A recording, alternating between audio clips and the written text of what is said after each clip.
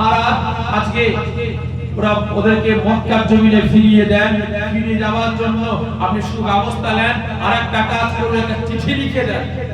চিঠি লিখে দেন ইমাম হুসাইন হুজুর জানো এই কুফার মাটিতে না আসে।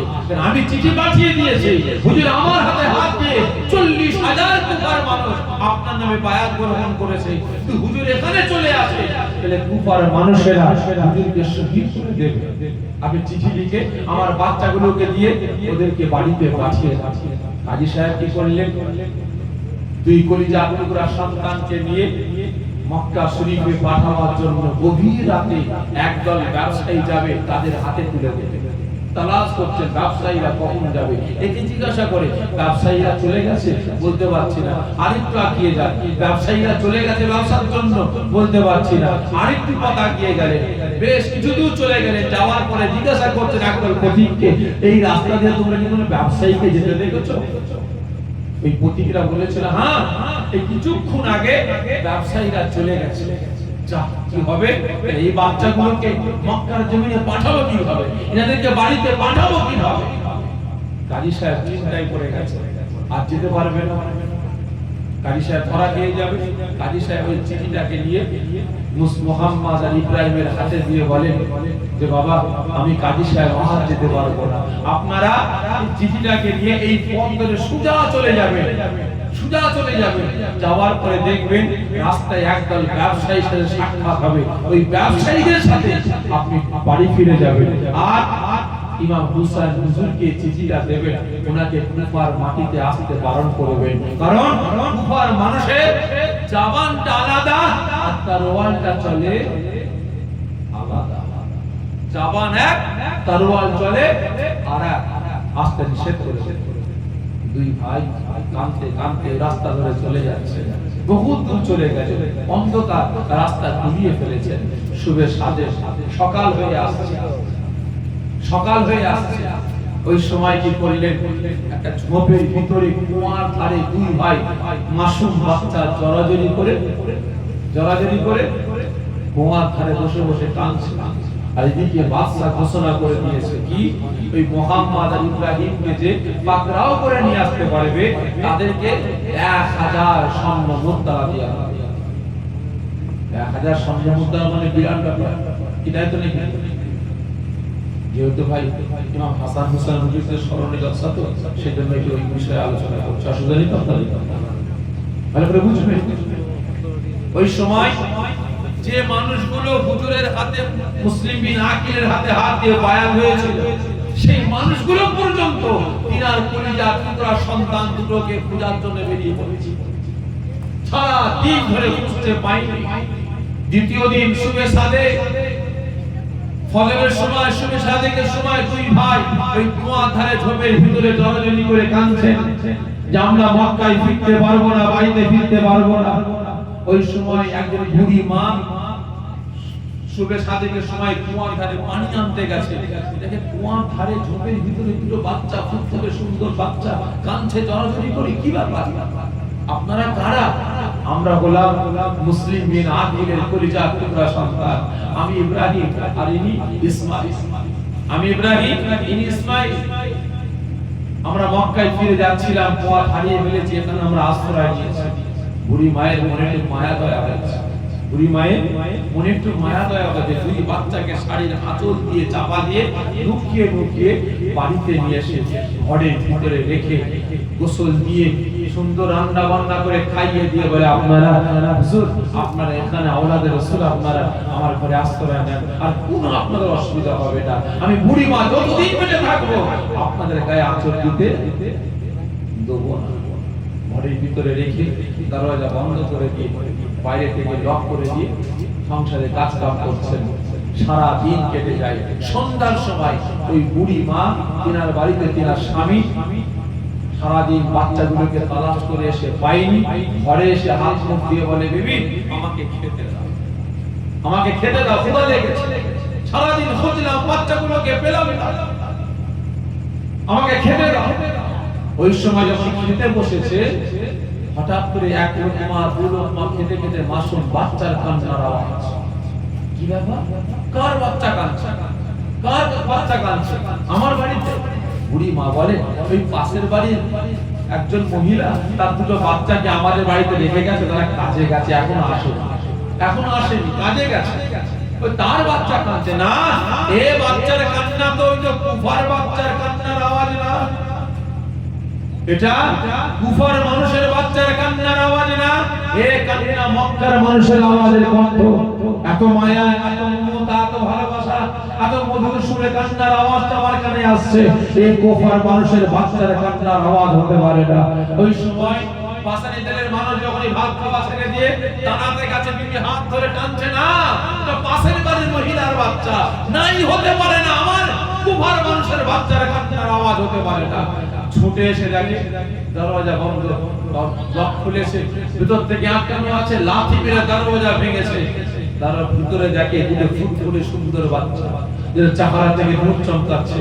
ওই পাশানি মানুষটা গিয়ে বলে, বেঈমানটা গিয়ে বলে, আপনারা কে, কোথা থেকে এসেছে?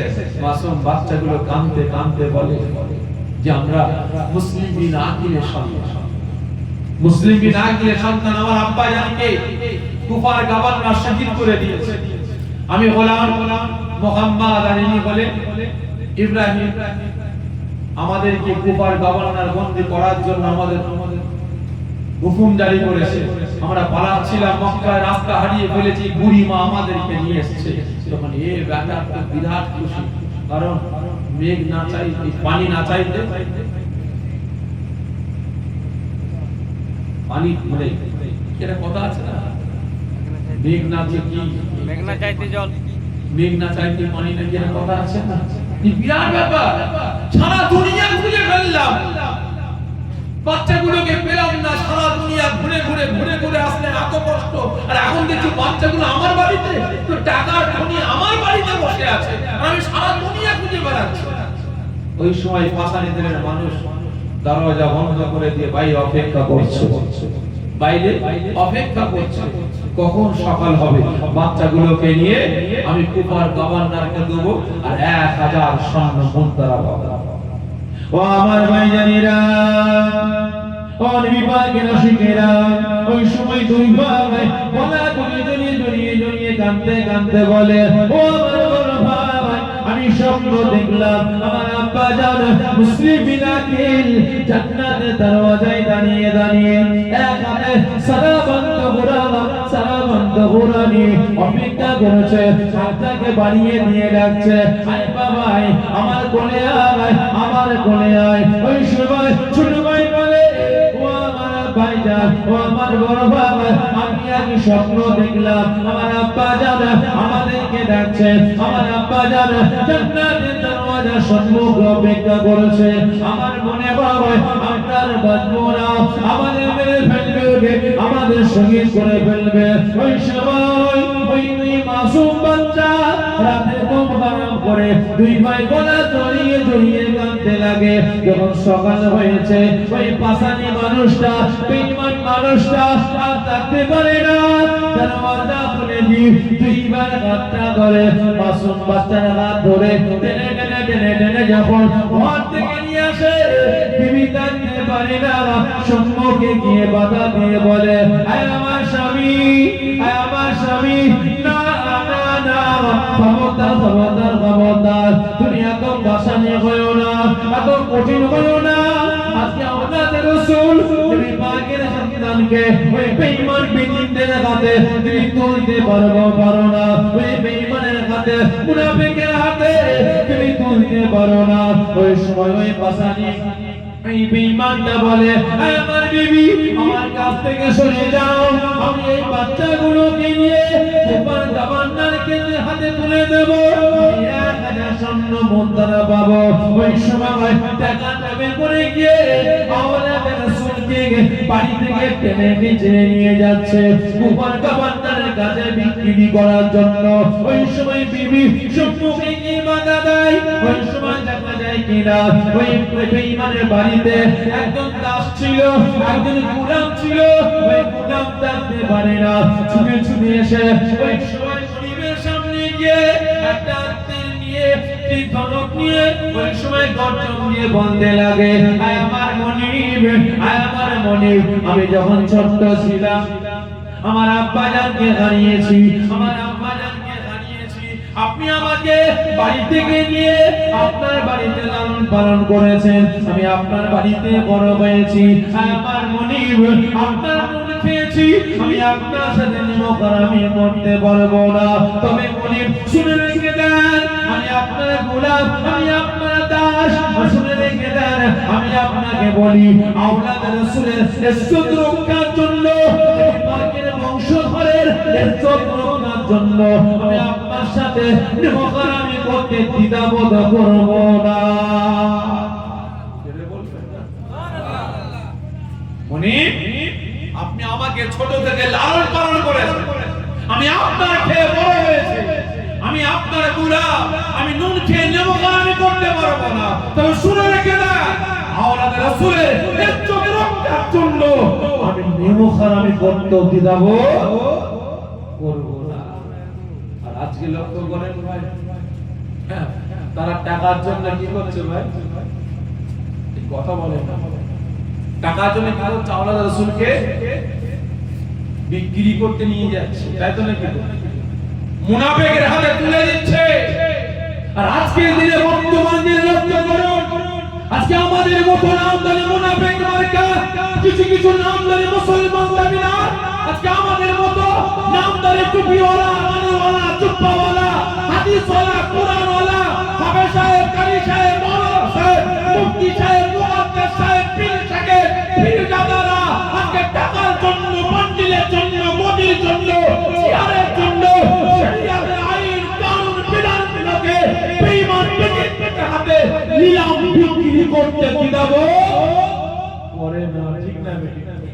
এটা লক্ষ্য করুন, আজকে এই বেটারা টাকার জন্য, বান্ডিলের জন্য, চেয়ারের জন্য, মোদির জন্য শরিয়াতের আইন কানুন বিধানগুলোকে বেঈমানদের হাতে বিক্রি করে শান্তি পেল না। আজকে আমি আপনি মুসলমান, মুসলিম সমাজটাকেও বেঈমান বেদিনদের হাতে নিলাম করতে দ্বিধাবোধ করছে না। ঠিক না বেটি? আজকে লক্ষ্য করুন, আজকে লক্ষ্য করুন, এতগুলো মুসলমান এখানে বসে আছে, হাকিকাত বলেন তো, আপনারা মারামারি করেন না? করেন না? সকলে মিলে বলেন যে মারামারি করেন, ঝগড়া করেন তো? একে অপরের কথা বলা বন্ধ হয় না? হয় না? জোরে বলেন হয়। একে অপরের সম্পর্ক ছিন্ন হয় না? হয় না? বাপ বেটার সম্পর্ক, ভাই ভাইয়ের সম্পর্ক, চাচা ভাইপো সম্পর্ক, পাড়া পড়শির সম্পর্ক ছিন্ন হয় না? হয় না? জোরে বলেন হয়। কিসের জন্য করেন? মারামারি খুনোখুনি হয় না? হয় না? জোরে বলেন হয়। কিসের জন্য করেন? কার জন্য করেন? বলে কার জন্য? আল্লাহ আল্লাহ রাসূলের জন্য। জোরে বলেন ইসলামের জন্য, শরিয়াতের জন্য, কোরআনের জন্য করেন। জোরে বলেন কোরআনের আইনকে জিন্দা রাখার জন্য করেন, শরিয়াতের বিধানকে বাঁচাবার স্বার্থে করেন। আজকে আপনার পাড়ায় মুসলমান পাড়া, টোটাল মুসলিম সমাজ এখানে বসবাস করে। আজকে মুসলমান পাড়ায় মুসলমান দাবিদার মদ খেয়ে, গাঁজা খেয়ে, তালি খেয়ে, সুদ খেয়ে ঢুকছে, তার মদ ছাড়াবার জন্য ঝগড়া করেছে। মুসলমান চুরি করছে, ডাকাতি করছে, খুনোখুনি করছে, মারামারি করছে, ঝগড়া করছে, বন্ধ করার জন্য ঝগড়া করেছে। যে মুসলমান পাড়ায় কোন শরিয়াতের বাইখিলাফ কাজ কাম চলবে না, কোন মারামারি চলবে না, কোন খুনোখুনি চলবে না, কোন ঝগড়া চলবে না, কোন হিংসা চলবে না, কোন চুরি ডাকাতি চলবে না, কোন মদ, গাঁজা, তাড়ি, জুয়া চলবে না, এখানে কোন লটারি চলবে না। মুসলমানের বাড়িতে বাড়িতে শরিয়াত যেটা হারাম বলেছে, বন্ধন ব্যাংক, মহিলা সমিতি, গ্রুপ লোন চলবে না। মুসলমান পাড়ায় পাড়ায় লটারি হারাম চলবে না। ঝগড়া করেছেন বলেন, একে অপরের সম্পর্ক এর জন্য নষ্ট করেছেন, করেননি? হ্যাঁ করেছেন। কার জন্য? কার জন্য? ইসলামের জন্য না, শরিয়াতের জন্য না, কোরআনের জন্য না, মুসলিম সমাজগুলোকে জাহান্নামের আগুন থেকে বাঁচিয়ে জান্নাতে নিয়ে যাওয়ার জন্য না। আজকে চোর, চুপচাপ, জিন্দাবাদ, টাকাবাজ, মুনাফিক, বেঈমান, আজকে এদের জন্য মুসলমান মুসলমানের মারামারি, কাটাকাটি, হানাহানি করে বেড়াচ্ছে। ঠিক না? ভালো করে বুঝবেন। তাহলে এ মুসলমান, লাঠি ঝাঁটা জুতো খাবে না তো কারা খাবে? যারা নিজের কওমকে বাঁচাবার জন্য লড়াই করে না, যারা নিজের মাদ্রাসা মসজিদ মুক্ত খানকাকে বাঁচাবার জন্য ঝগড়া করে না, লড়াই করে না, প্রতিবাদ করে না, যারা বেঈমানদের জন্য লড়াই করে, যারা মুশরিকদের জন্য লড়াই করে, যারা মুশরিকদের জন্য একে অপরের সম্পর্ক চিন্তা করে, তাহলে এরা লাঠি ঝাঁটা জুতো খাবে না তো কারা খাবে? ঠিক না ঠিক? এটা খারাপ লাগছে আপনার? দোয়া করতে হবে, দোয়া করতে হবে যে মন চাইছে দোয়া করে দেন নাকি? দোয়া করে দেবো না বলবো যে ভালো করে বুঝবে বাধা দিচ্ছে কে? আওলাদে রাসূলকে নিয়ে যাচ্ছে মুনাফিকের কাছে বিক্রি করতে, বাধা কে দিচ্ছে? বিবি। বাধা কে দিল? গোলাম, দাস। যখন গোলামের কথা বলে সঙ্গে সঙ্গে ওই মুনাফিকের দুটো কলিজা টুকরা সন্তান নবী পাকের ভালোবাসার মানুষ দুই বাচ্চা ছুটে এসে আব্বার পিতার কাছে এসে হাজির। আব্বা, আমিও বাচ্চা, ইরাও বাচ্চা, আমরাও বাচ্চা, ইরাও বাচ্চা।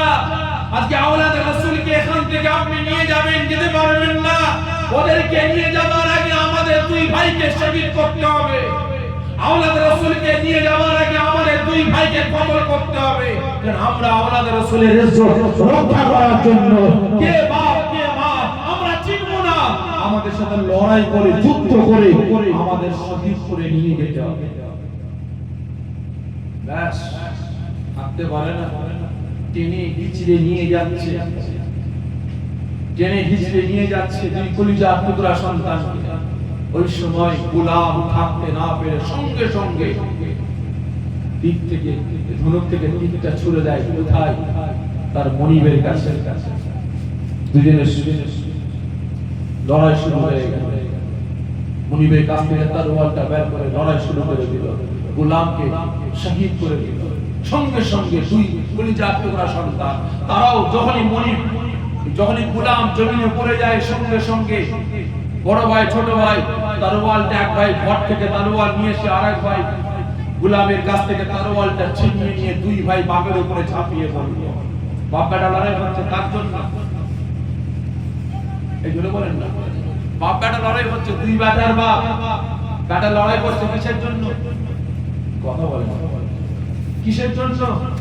রাসূল পাকের খানদানের ইজ্জত রক্ষা করার জন্য, ঠিক না বেটি? আর এবার বাপ লড়াই করছে কিসের জন্য? টাকার জন্য, বান্ডেলের জন্য। বাপ বেটা লড়াই হচ্ছে, লড়াই হতে হতে দুই কলিজার টুকরা সন্তানকে বাপ নিজে হাতে শহীদ করে দিয়েছে।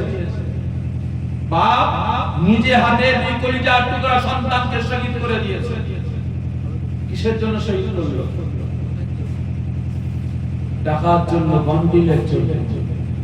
আপনি বুঝবেন, মুনাফিকের কাছে রাসূল পাকের খানদানকে বিক্রি করার জন্য। আর এরা আওলাদে রাসূলের ইজ্জত রক্ষার জন্য শহীদ হয়ে গেল। যখনই দুই কলিজা টুকরা সন্তান আর যখনই গোলাম শহীদ হয়ে গেছে, সঙ্গে সঙ্গে বিবি থাকতে পারে না, তার ওয়ালটা নিয়ে স্বামীর দিকে গর্জন দিয়ে বলে, স্বামী, স্বামী, তুমি আমার দুই কলিজা টুকরা সন্তানকে শহীদ করেছো, আমার গোলামকে শহীদ করেছো। আমি মা, আমি সব কথা ভুলে যাব, কিন্তু আওলাদে রাসূলকে ছেড়ে দাও। যদি আওলাদে রাসূলকে ছেড়ে দাও, আমি তোমার স্ত্রী, আমি সব কথা ভুলে যাব, তোমাকে আবার বুকে আগলে নেব।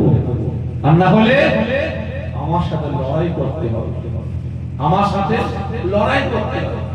ও আমার ভাইজানেরা, ও নবী পাকের আশিকেরা, ওই সময় ওই মুনাফিক তো থাকতে পারে না, বিকট আওয়াজ দিয়ে বলতে আরম্ভ করে, আমার বিবি, আমার স্ত্রী, এখনো বলছি আমার সম্মুখ থেকে সরে যাও। আমি পাপ হয়ে আমার দুই কলিজার টুকরা সন্তানকে আমি শহীদ করতে দ্বিধাবোধ করলাম না। এই গোলামকে ছোট্ট থেকে লালন পালন করলাম, এই গোলামকে শহীদ করতে দ্বিধাবোধ করলাম না। এই তরোয়ালটা টেন্ডি মেন্ডি করলে তোমার গার্ডেনে চালাতেও দ্বিধাবোধ করবো না। ওই সময় ওই বুড়ি মা থাকতে পারে না, ভরা ব্যথা, চোখ ভরা পানি নিয়ে কাঁদতে কাঁদতে বলতে লাগে, আমার বিবে, আমার স্বামী, শুনে রেখে দাও জেনে রেখে দাও আমি তোমার স্ত্রী আওলাদ রাসূলের ইজ্জত রক্ষার জন্য আমি তোমার স্ত্রী হয়ে স্বামীর গর্দানে ছুরাটাকে চালাতে দ্বিধাবোধ করব না। সঙ্গে সঙ্গে স্বামী স্ত্রী যুদ্ধ শুরু হয়ে গেল, লড়াই শুরু হয়ে গেল।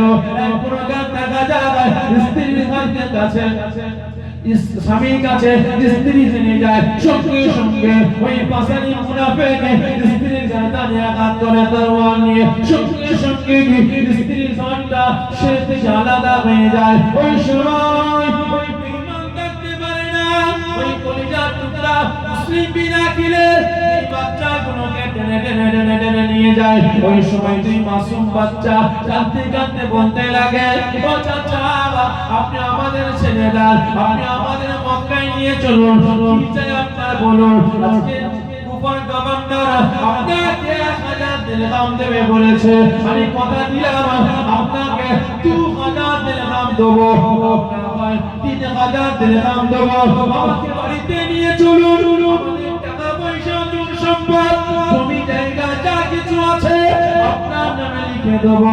আপনি আমাদের মারবেন না, আপনি আমাদের শহীদ করবেন না, কুফার গভর্নরের হাতে আমাদের তুলে দেবেন না। ওই সময় ওই মুনাফিক দেখতে পারে না, একটু বাইরে যাবার পরে মনে মনে ভাবতে লাগে এই বাচ্চা দুটোকে যখন আমি আমার বাড়ি থেকে বাগের করি, এই বাচ্চা দুটোকে বাঁচাবার জন্য আমার দুটো বেটা সামনে গার্ড দেয়, আমার গোলাম গার্ড দেয়, আমার বিবিও গার্ড দেয়। আজকে এখান থেকে এত দূর কুফার গভর্নরের দরবার যাবো, না জানি কত মানুষ এসে আমাকে হামলা করবে, হয়তো বাচ্চাগুলোকে ছিনিয়ে নিয়ে চলে যাবে, আমি কত লড়াই করব।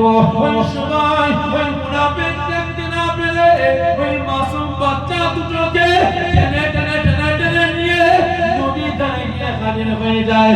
আর এই বাচ্চা দুটোকে ওই বেঈমান মুনাফিক শহীদ করে সেই মুবারকটাকে ব্যাগে করে নিয়ে কুফার গভর্নরের কাছে যাবে। ওই সময় যখন ব্যাগকে কোমর থেকে তরবারটা বাগির করেছে, কোমর থেকে দড়িটা বাগির করেছে, দুই ভাইয়ের হাতে পায়ে দড়ি বাঁধবে, সফর থেকে সেই মুবারকটা আলাদা করবে, জুদা করবে। ওই সময় দুই ভাইয়ের আর বুঝতে দেরি হলো না। ওই সময় দুটো হাতটা নিয়ে জোর করে কাঁদতে কাঁদতে বলে, ও চাচা জান আপনি আমাদের ছেড়ে দেন, কথা দিলাম মক্কায় ফিরিয়ে নিয়ে চলুন, আপনি চলুন, যত টাকা চাইবেন, যত দিরহাম চাইবেন, যত উট ভেড়া বকরি দুম্বা চাইবেন, যত জমি জায়গা চাইবেন, যা কিছু আছে আপনার নামে লিখে দেব, আমাদের মারবেন না, আমাদের ছেড়ে দেন, ছেড়ে দেন। ওই বেঈমান মুনাফিক কাঁদতে পারে না, টাকার লোভে পড়ে গিয়ে অর্থের লোভে পড়ে গিয়ে ওই সময় তরোয়ার দিয়ে একের পর এক দুই ভাইকে শহীদ করে ঘর থেকে শের মুবারকটাকে আলাদা করে দিয়ে ওই সময় দুই ভাই ঘর মুবারকটাকে একের পর এক নদীতে ছুঁড়ে ছুঁড়ে ফেলে দিয়ে শের মুবারকটাকে ব্যাগে করে নিয়ে ছুঁড়ে ছুঁড়ে ছুঁড়ে ছুঁড়ে চলে যায় কুফার গভর্নরের কাছে। আগারে কুফার গভর্নরের দরবারে যখন ব্যাগ নিয়ে হাজির হয়, কুফার গভর্নর বলে ব্যাগে কি আছে বলো। ওই সময় বলে পুরস্কার নিয়ে এসেছি, আপনি আমার পুরস্কারটা দেন। আপনি ঘোষণা করেছেন মুসলিম বিন আকিলের দুই বেটাকে মুহাম্মদ ইব্রাহিমকে যে পাকড়াও করে নিয়ে আসবে, আমি তাকে 1000 দিরহাম ইনাম দেব। মুসলিম বিন আকিলের দুই বেটাকে নিয়ে এসেছি, আপনি আমার পুরস্কার দেন। ওই সময় গভর্নর বলে কোথায় গেল সেই বাচ্চা দুটো, আপনি তাড়াতাড়ি করে আমার সামনে নিয়ে এসো। ওই সময় দেখা যায় কিনা একের পর এক ব্যাগ থেকে দুই ভাইয়ের সেই মুবারকটাকে যখন বাগির করেছে, কুফার গভর্নর চমকে ওঠে, চিৎকার করে বলে, হায় হায় হায় এই বেঈমান, এই মুনাফিক কি কাজ করলি? আমি আনতে বলেছিলাম তুই বাচ্চাকে পাকড়াও করে নিয়ে আসতে, তুই শহীদ করে তুই বাচ্চাকে শহীদ করে দিয়ে সেই মুবারকটাকে নিয়ে আসলি। তবে শুনে রাখ, তুই হয়তো এমন একটা দিন আসবে তুই টাকার লোভে পড়ে গিয়ে আমি কুফার গভর্নর আমাকে শহীদ করতে তুই দ্বিধাবোধ করবি না। সঙ্গে সঙ্গে জাল্লাদকে ডাকে, কণ্ঠ নিয়ে বলে, কুফার গভর্নর এই জাল্লাদ এই বেটা আনতে বলেছিলাম ধরে আজকে শহীদ করে শের মুবারকটাকে নিয়ে এসেছে। আজকে কোনদিন এই বেটা টাকার লোভে পড়ে গিয়ে, অর্থের লোভে পড়ে গিয়ে এই বেটাও কোনদিন আমি কুফার গভর্নর আমাকে শহীদ করে দেবে, আমাকে কতল করে দেবে। যাও যাও যাও, এই বেঈমানটাকে এখনই কতল করে দিয়ে এর লাশটাকে দাফন দিয়ে দাও। ওই সময় জান্নাত থাকতে পারে না। কুফার গভর্নর যখন হুকুমটা দিয়েছে মাসুম বাচ্চা বাচ্চা ছেলেদের শের মুবারকটা দেখে ওই সময় জান্নাত গুলো কাঁদতে কাঁদতে ওই সময় ওই বেঈমানটার হাত ধরে টেনে খিচে নিয়ে ওই সময় বাবা ময়দানে গিয়ে তাকে কতল করে দেয়। কতল করার পরে তার লাশটাকে নিয়ে যখন মাটি খুঁড়ে দাফন দেওয়া হয়, সঙ্গে সঙ্গে মাটি ওই বেঈমানের লাশটা খায় না, মাটির ভিতর থেকে লাশটাকে টেনে বাইরে বাগিয়ে করে দেয়। আবার দাফন দেওয়া হয়, আবার মাটি বাইরে বাগিয়ে করে দেওয়া হয়, আবার দাফন করে দেওয়া হয়, আবার মাটি ওই সময় লাশটা বাগিয়ে করে দেয়। ওই সময় নবী পাক সাল্লাল্লাহু আলাইহি ওয়াসাল্লাম হুজুরের যে সকল সাহাবারা ছিলেন আর ওই সময় মুসলমানেরা থাকতে পারে না, আওয়াজ দিয়ে বলতে লাগে এতটাই গালিজ কাজ করেছে, আজকে বেঈমানের লাশটা মাটি খেতে চাইছে না, এর লাশটাকে সমুদ্রে ফেলে দেওয়া হোক, নদীতে ফেলে দেওয়া হোক। যখন বেঈমানের লাশটা নদীতে ফেলে দেওয়া হলো, সঙ্গে সঙ্গে নদীর পানি ঢেউ দিয়ে আবার জমিনে ফেলে দেয়, আবার লাশটা নদীতে ফেলে, আবার লাশটাকে পানিও জায়গায় ফেলে দেয়, আবার লাশটাকে নদীতে ফেলে দেওয়া হয়, আবার দ্বিতীয়বার ওই পানিটা ঠেলে ঠেলে ঠেলে ঠেলে লাশটাকে জমিনে তুলে দেয়। ওই সময় আনাগোনা শুনো হয়ে যায়, কি ব্যাপার কি ব্যাপার, মাটিতে দাফন দিলাম, এই বেঈমানের লাশটা মাটি খেলো না, পানিতে ফেললাম, পানি খেলো না, কি হবে, কি করা যাবে? ওই সময় কিছু কিছু মানুষ বলতে আরম্ভ করলো, এই বেঈমানের লাশ, মুনাফিকের লাশটাকে আর পানিও খাবে না, মাটিও খাবে না, একমাত্র আগুন খাবে। এখনই লাশটাকে পুড়িয়ে দেওয়া হোক। সঙ্গে সঙ্গে আগুন দিয়ে পুড়িয়ে দেওয়া হলো, আগুনটা ওই বেঈমানের লাশটাকে খেয়ে ফেললো।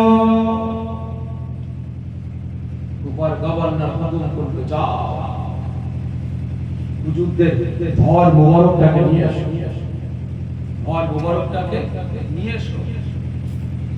চলে যায় একদল সেনা ধর মুবারকটাকে নিয়ে আসে। দেখা যায় কিনা সেনারা কি অবাক, সেনাদের বুকটা ফেটে যায়। হায় হায়, আমরা কি দেখতে পাচ্ছি, দুই ভাই জড়াজড়ি করে শের নাই শের বিহীন দেহ একে অপরে জড়াজড়ি করে নদীতে ভাসছে। ওই সময় দুই ভাইয়ের ধর মুবারকটাকে তুলে নিয়ে যখন রাজ দরবারে নিয়ে আসা হলো, সবাই তো চিন্তা করছে কোন ভাইয়ের শেরটা কি করে বুঝবো, কার শের আর কার ধর মিলাবো কিভাবে, মিলাবো কিভাবে? ওই সময় কাজী সাহেব থাকতে পারে না, দেখে কাঁদতে কাঁদতে বলে, এই কুফার গভর্নর, আপনি হুকুম দেন, আপনি হুকুম দেন আওলাদে রাসূলের লাশ মুবারক, ওই শের মুবারককে যখন লাশ মুবারকের সঙ্গে ঘরের সঙ্গে যখন লাগাবো, অটোমেটিক যে ভাইয়ের শের অটোমেটিক জোড়া লেগে যাবে। কুফার গভর্নর বলছে, কি আপনি বলছেন? হ্যাঁ, আপনি হুকুমটা দেন। ওই সময় যখন শের মুবারকটাকে নিয়ে তাকে মুহাম্মাদের সেটটা যখন নিয়ে আসা হলো, মুহাম্মাদের ঘরের সঙ্গে লাগানো হলো, অটোমেটিক জুড়ে গেল। ইব্রাহিমের শের মুবারকটা যখন তার ঘরের সঙ্গে লাগানো হলো, অটোমেটিক জুড়ে গেল। জুড়ে বলেন না সুবহানাল্লাহ। যে শহীদ করা হয়েছিল সে দাগটা পর্যন্ত আল্লাহ পাকের তরফ থেকে মিটিয়ে দেওয়া হয়েছিল। জুড়ে বলেন না সুবহানাল্লাহ। ভালো করে বুঝবেন, তাহলে আপনারা বলেন শহীদ করেছে কে? বলেন শহীদ করেছে কে? মুসলমান। কেমন মুসলমান? এজরে বলেন হাজার হাজার।